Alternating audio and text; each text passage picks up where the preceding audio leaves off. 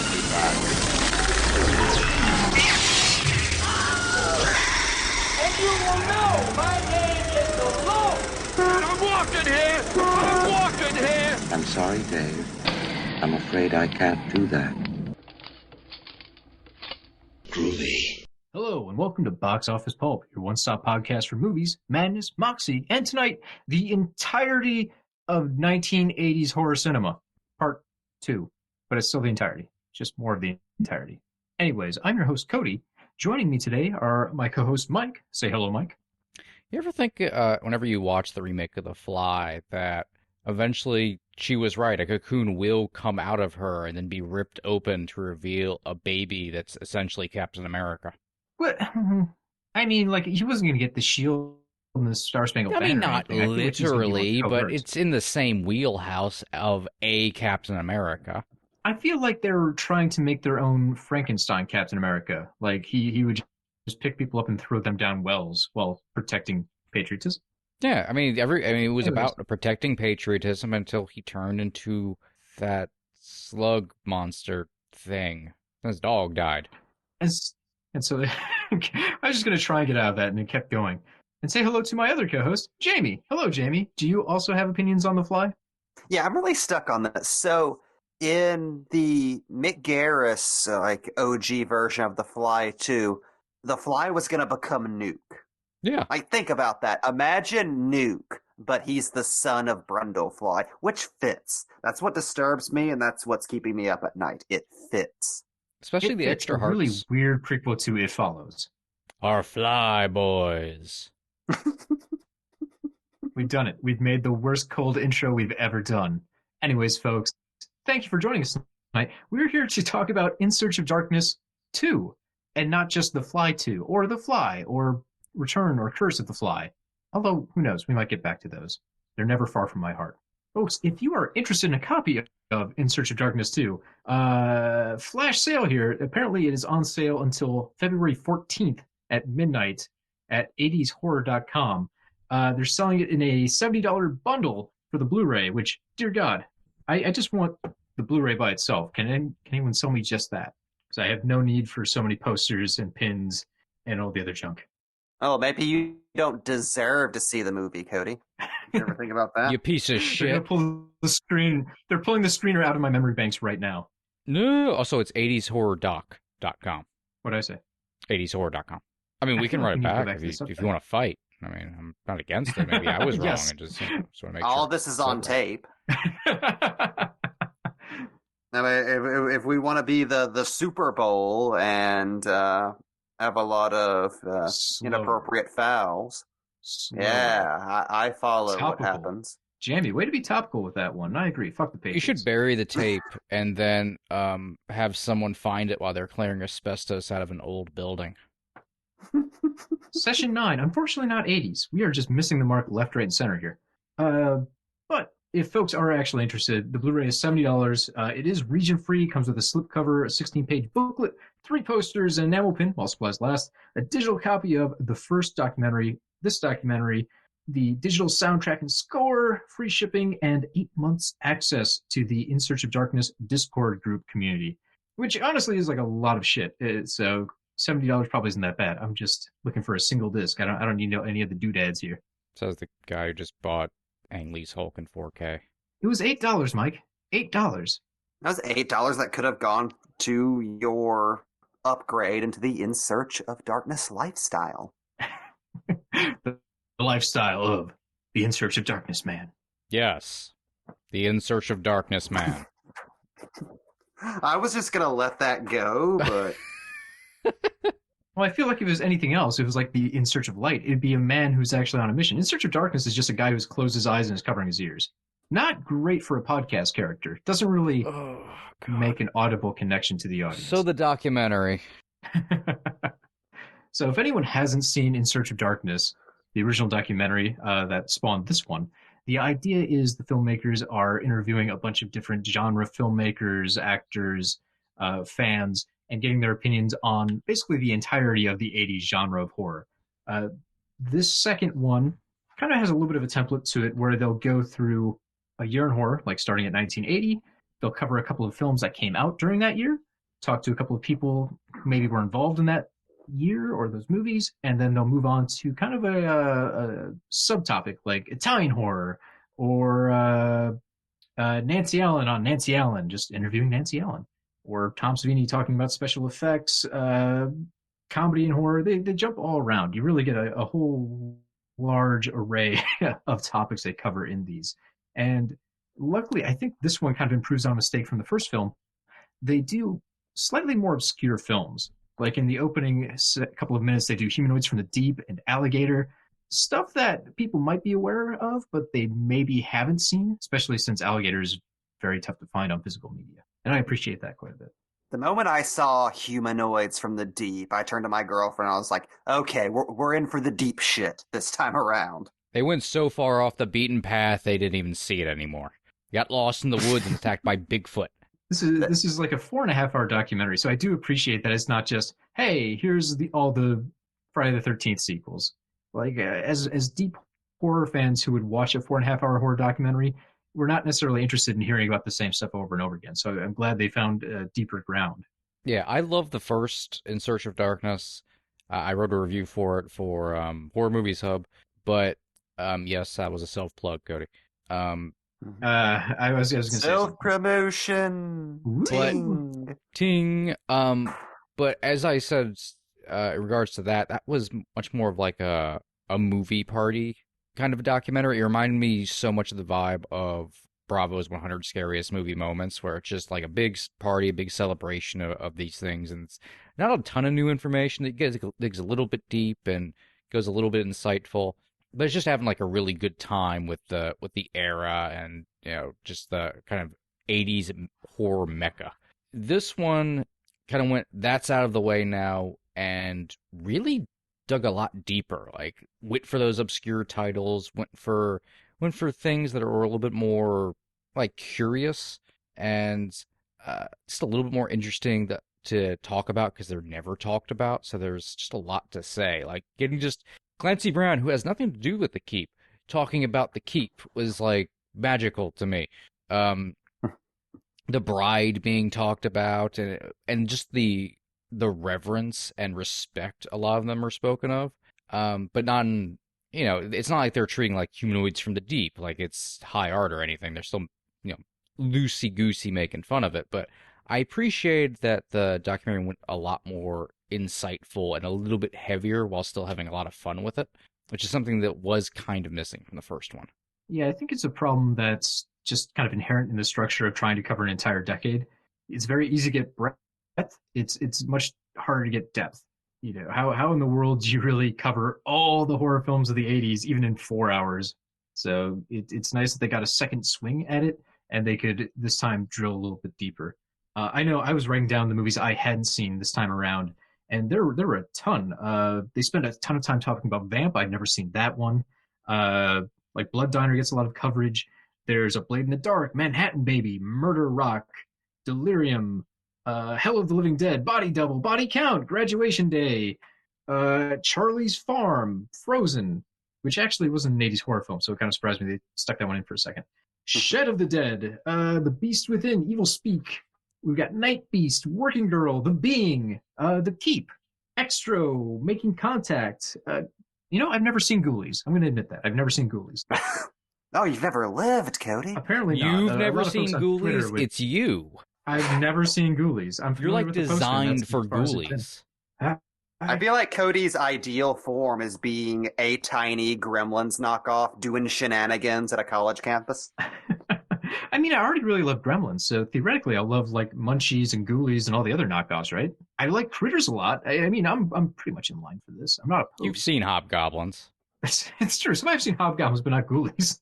So yeah, there's dozens of films covered here, and not all of them are huge names. And I like the talking heads they got around this time too. Like you mentioned, Clancy Brown is here, which is exciting to hear from him because I don't hear him do commentaries very often or anything like that. And if you don't know him very well, besides his roles, you just see the big, hulking, intimidating guy in all those different genre classics. And then he's like a pretty down-to-earth, well-spoken dude in his interviews. So it's always fun to see the opposites kind of come out of what you expect from a character. Well, it helps that he looks like Moses now too, so he's slightly holy. He's got that big Adds a old lot of beard. weight to his words. That beard And is the last thing I saw him spectacular. in was the mortuary collection, so it was very weird to see him all of a sudden with a full head of hair and a flowing beard. Hollywood magic. Hearing Chris Jericho wax philosophically about Shocker and the beauty of seeing Director Skinner menace a small boy was very surreal. Chris Jericho named off all the members of the Dudes of Wrath. I can die happy now. That's how deep cut this documentary is. The Dudes of Wrath are gushed about. Yeah, I feel like in addition to the more diverse group of movies and people that are talking about, which by the way, had any of you seen anything from Jackie Kong before?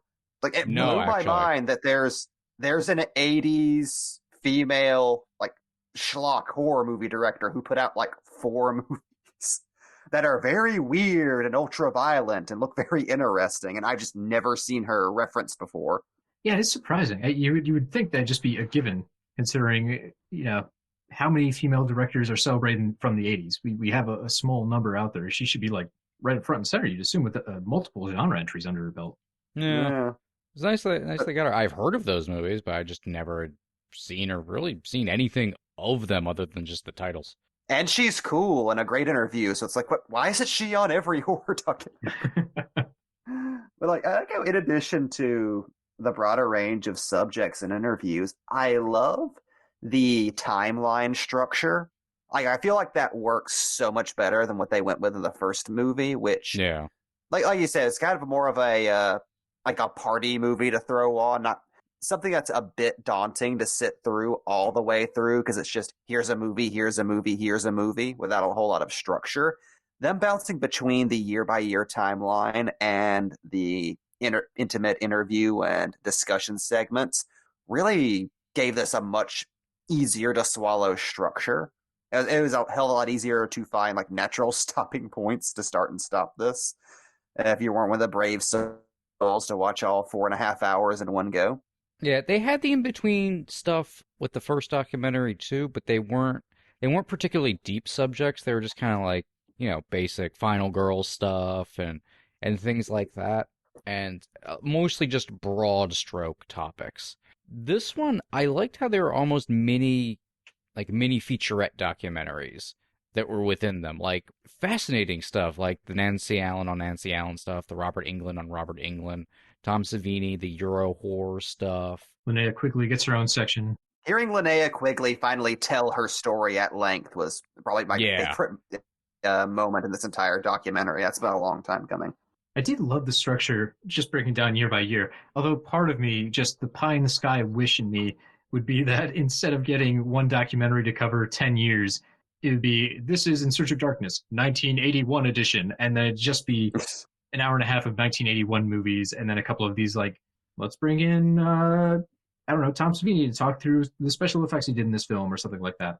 That would probably be the most ideal form. And by the end, once they do like a third part, they may have enough footage to like release a version like that with like extra shit.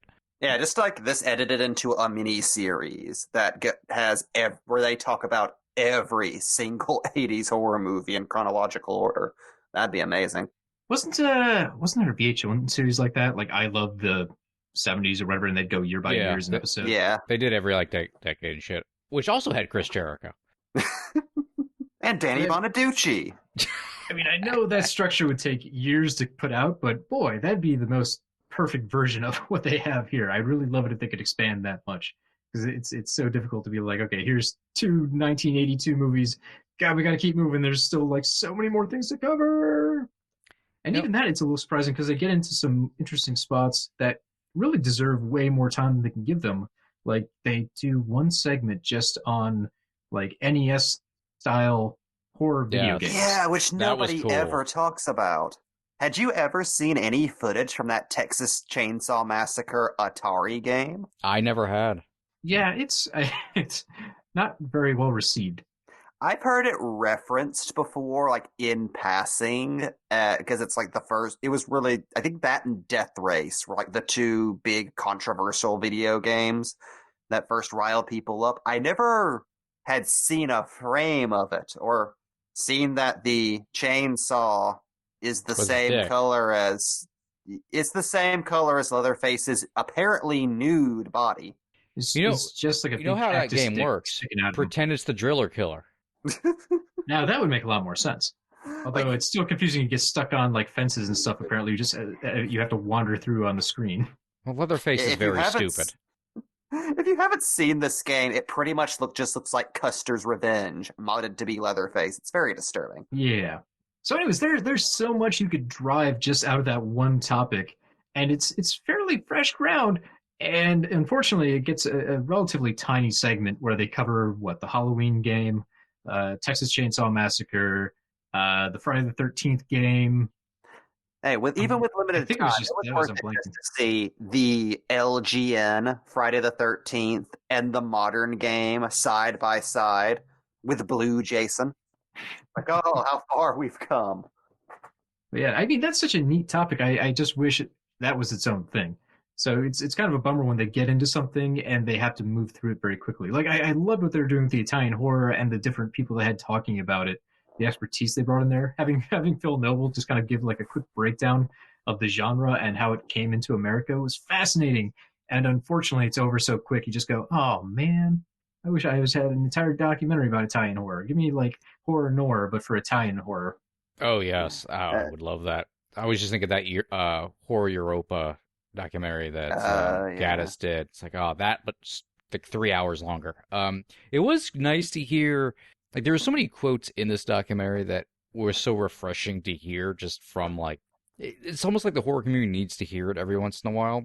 And one was about the Italian horror, which is people saying it doesn't make sense, but it's like, no, it's because you're not in their culture. To them, it makes all of the sense. It's just a difference of culture. So storytelling is just different in a other culture than storytelling you're used to. It's like between that quote and Joe Bob, saying that the whole horror fans only want blood and guts and nothing else is a complete fabrication, and these utterly horrible movies like Nightmare prove that, because that's what they are and no one likes them. Yeah. Speaking of which, I was surprised at the balance of different people they had in the talk. Like Linnea Quigley probably talks more than anyone else in here, which is exciting. Yeah. But then they throw in a bunch of YouTube personalities, which is a little conflicting for me. Like they had the guy from Good Bad Flicks. I love his channel, so he was always exciting to hear. The Angry Video Game Nerd is in there, and for some reason that guy there's something about him. I don't know what it is. I'm always happy to see James show up.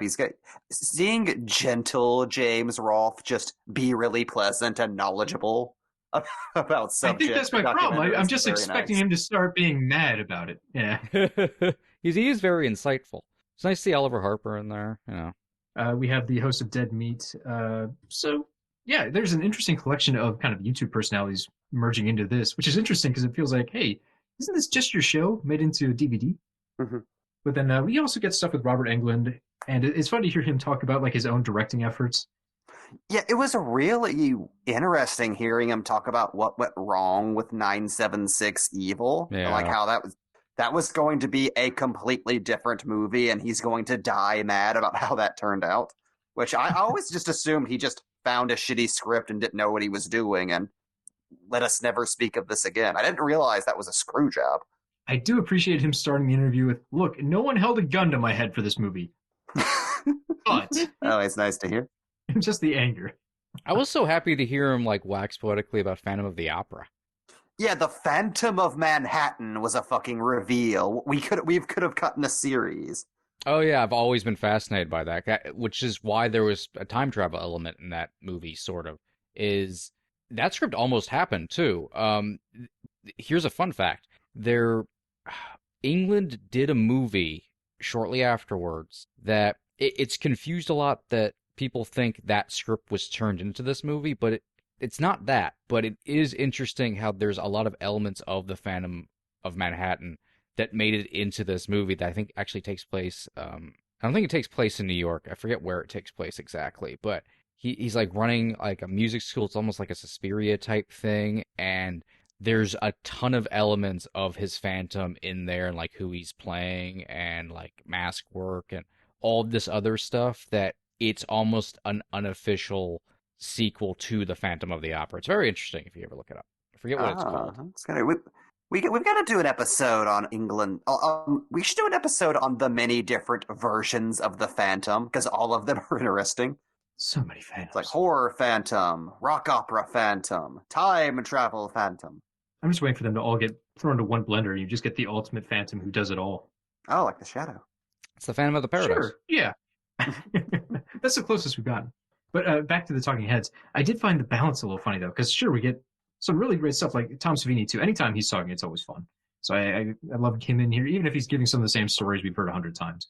But then we have Joe Bob and Darcy. It feels like they were only in a segment or two, you know? Just their reviews were definitely... by... Their talking heads were definitely from leftovers of the first documentary. Yeah, which is almost a bummer. It's like, oh, cool, they're in this. Oh, very briefly. It was nice, though, because we get a lot of Nancy Allen. So things balance. You get some people that you don't hear from as often. And that really surprised me, just seeing how many things Nancy Allen was in the 80s. You don't appreciate it until you see all of them lined up in a row. Like, oh, shit, she was everywhere. I always forget she's more than just RoboCop's partner. I always think of the De Palma stuff first, to be honest. Yeah. Like, there's a disconnect in my mind where I don't even think of her in RoboCop. Like, I'm even watching RoboCop, and it never occurs to me that's Nancy Allen for some reason. It was also amazing to hear so much spoken about demons without even having to get into the weird history of official/unofficial demon sequels overseas, which could be an entire documentary. The next 40 minutes are just about the church and what the hell is going on with that. Oh my God, I love the church so much. I was so glad to see the church at least briefly mentioned, even if they didn't go into very briefly. Yeah, fucking love the church. They barely go into that one at all, which is a shame. It was they could either do the church or do the keep. They could not do both. I am on the side of just release the keep. Come on, Michael Mann, just put it out there. I want to see Doesn't it. matter. I want to see it where it doesn't look like it's been filled through a glass of milk. It's a beautiful looking movie because it doesn't make any sense. Well, they did put out an Australian DVD recently that apparently also looks very bad, but it is out the there. author, I believe, has regained the rights to the movie though. Like recently, like literally within like the last month or a couple months, he's been trying to get the rights in order to get working on a new adaptation. So if he has the rights, it's away from Michael Mann suppressing it. So it could be released. This is just leading us to Collateral 2. Which I'm also for. I was just amused that there's more explanation of what's going on in the Keep in this documentary than there is in the Keep. It's true. The Keep is one of those fascinating films where everyone's talked about it long enough, but it's been hard to find that it just kind of has this mythology around it where I really don't even know what to expect from the film. The footage I saw in this documentary is the most I've seen of that movie ever. And again, painted the clearest picture of what I was missing. And doesn't I just look knew there was like a kind of a golem creature. Yeah, no, I'm into it. I definitely would buy a copy of like Screamer just to throw that out someday. It shows up on streaming every blue moon. Every Halley's Comet. Netflix gets it. For some reason, it's always Netflix or Prime that has it. What are the other? But one big thing I really enjoyed they did, which was a big difference from the first one, which was definitely more of like the 80s were the greatest time of horror and all that.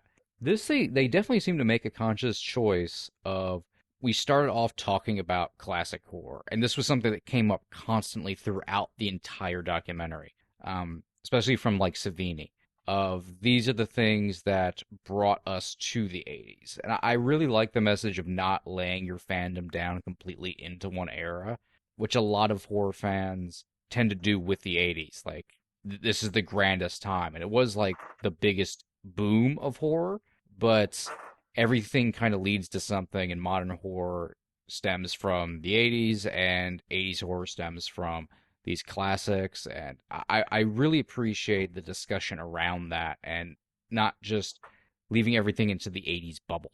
And yeah, that first segment, Demon Seeds, just talking about influences, was really fantastic. Anytime you can get Joe Dante to talk about It Came From Outer Space and his love of like 3D gimmick movies in the 50s, go ahead and do that. It's going to be fun for everyone.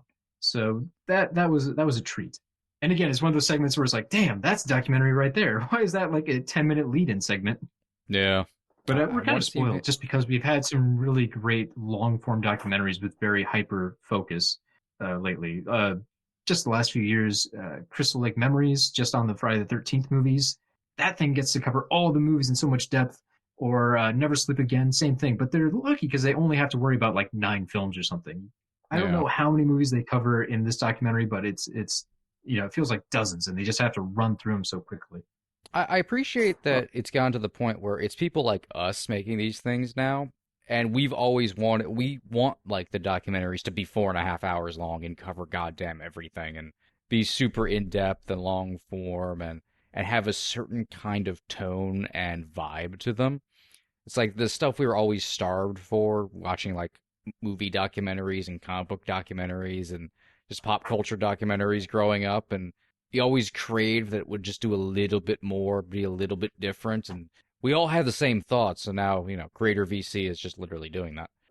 I think the closest we got was Bravo's 100 Scariest Movie Moments, and then their even more scariest moments. Like, oh, come on, keep giving us scary moments. You don't even have to rank them. Yeah. Well, I want to see In Search of Extremity, the '90s comic story. Exact same people interviewed. I'd love it sounds like what? Are they moving on to doing the '90s after this? Are they going to do like In Search of Darkness '90s edition at some point? They are doing a '90s edition of. I would love to know what the hell that's going to be called, but they are doing a '90s horror documentary right now. They're working on top of, I guess, preliminary stuff for In Search of Darkness Part 3 and the '90s doc, which I think will come first. They're currently working on a first-person shooter history documentary. That's what they have cooking right now. It's called FPS. I'm super excited for that. They've been posting a lot of. They only just recently kind of launched the Kickstarter for that and the social page and stuff. So I just started following that. They're posting a lot of cool tidbits I didn't know about, like with Doom and a bunch of obscure first-person shooters from the early '90s. Yeah, that's awesome. I cannot wait to see so much more stuff from this company, especially if they get a little bigger. They're gonna have multiple projects working at once. I could see them becoming a powerhouse because I know these 2 Kickstarters were massively very much so. Weren't they? And and they still have, I think, coming out soon would be In Search of Tomorrow, their 80s sci-fi doc. So, and they already have one out for action flicks, don't they? In Search of the Last Action Hero, which you can find on Prime right now, I believe. Oh, neat! I did not know that was available. I'm excited for the '90s edition, just because for me the '90s is really my horror nostalgia area, sweet spot. I love all the '80s stuff, but growing up I was a '90s kid, so that's where my area of interest is. So I can't wait for them to do hey, here's 10 minutes talking about the Mummy remake. Oh, and it's so neglected. There's so much to talk about. They can bring up Freaked. They got Alex Winters in this one for a minute. I mean, it just seems guaranteed he's coming back for Freaked. I love Freaked so much. Can we do an episode on Freaked? I've never seen Freaked. You would love Freaked. You've got to see Freaked. I honestly, it's one of those body horror things that has disturbed me enough where as a kid I'm I don't want to watch this. There's a man who's a half monster. Have a lot of fun. Watch Little Monsters, watch Freaked, then watch Nightbreed. In that order. Like Pokemon evolutions? Then finish the night with the X-Files episode Postmodern Prometheus, the perfect little epilogue. So there you have it, folks. God, there's 4.5 hours of this thing to go through, so obviously we can't go through it all ourselves, or boy, it's just going to become repetitions of repetitions. But if you're interested in a physical copy, I'm going to stress this one more time, you have until the end of February 14th to go and buy one of those. Otherwise, I don't know where this one's going to land. I assume it'll be on a streaming service at some point, but I'm not sure when. So if you're itching to see it, might as well buy it.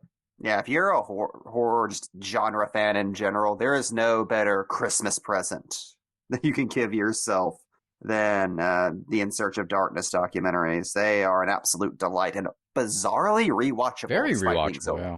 I mean, I threw the first one on as background stuff at Halloween parties, or that's my plan to from the future. Just I watch it while cooking. I watch it while cooking a lot. Oddly, I would only do that with a horror film if it was like a documentary on Hannibal. That would be fun. The movie Hannibal. I think I would get discouraged. My hamburgers wouldn't come out as good as Hannibal's hamburgers, and I'd be like, well. Yeah, This isn't people at all. Cody eating Ray Liotta's brain aside. Baby, what do you think Ray Liotta's brain tastes like? Ham. It tastes exactly like ham. No. I think smoked ham. Yeah. Like maybe like a little honey glaze. Fatty I'm thinking though. like he dunked that. No, like he dunked that ham in whiskey. So bourbon smoke? That's what. Sweet Kentucky bourbon. I like this version of Hannibal. Just a good old glaze on them brains. I like this version of Ray Liotta. Lobotomized and delicious. No, you can't lobotomize Ray Liotta. We want him sassy. That's part of his appeal. I don't know. You gotta balance this out, Jamie. Do you want the joy that you get from sassy Ray Liotta, or do you want the lip smacking deliciousness of spicy Ray Liotta? Ooh. I'm gonna have to go with the one that ends with me consuming human flesh. I'm sorry. Sorry, That's the Ray. way it is. Folks at home, write to Box Office Pulp at twitter.com to let us know how you would prepare your Ray Liotta brains. Maybe candied with some walnuts. We can get a cookbook going. Could. Come up with your Just best Ray one Liotta brain cookbook. recipe and you'll win something. Prize to be determined. Yeah, prize to be determined. It'll be a surprise. It'll be a surprise, prize. You'll win it.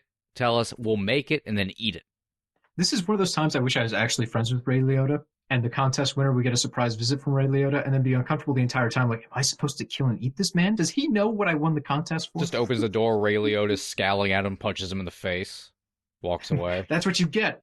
Folks, the contest is not going to be that great. You're probably going to get like a box of peanuts. But anyways, if you've enjoyed this podcast, you can find more of us at boxofficepulp.com. You can find us on the Twitter page. Go ahead and just shout cannibalism recommendations to us on the Twitter page. We'll be your Army Hammer. Never say we'll be Army Hammer again, Cody. Too late. It's out there. It's Bad timing. Stop being timely. It's topical. No, it broke my heart. Look, we can still love Man from U.N.C.L.E. just as much. We already didn't like Lone Ranger, so it's okay. It balances. Although I do really like Free Fire. Look, we're all mourning the morality of Army Hammer in our own ways, but we can't let that affect the podcast we're trying to end. That's true. Speaking of which, good night, folks. Get the hell out of here. And like that, he's gone. That was very big of you, Cody. I know it was difficult to end the show, but I'm proud of you. It was difficult to start the show. It was difficult to end the show. It was difficult to have the middle of the show. The whole thing was difficult. And that's why I have to kill all of you. And then you just light us all on fire. And it's very much a Game of Thrones thing. You've been wallowing in oil for like the last 30 minutes and didn't even realize it. Oh, God, I have. This is Box Office Pulp Guy, and this has been a Pulp Podcast production. Now please, please, please, put a gun in my mouth and pull the trigger and say goodnight. And now, on with the show.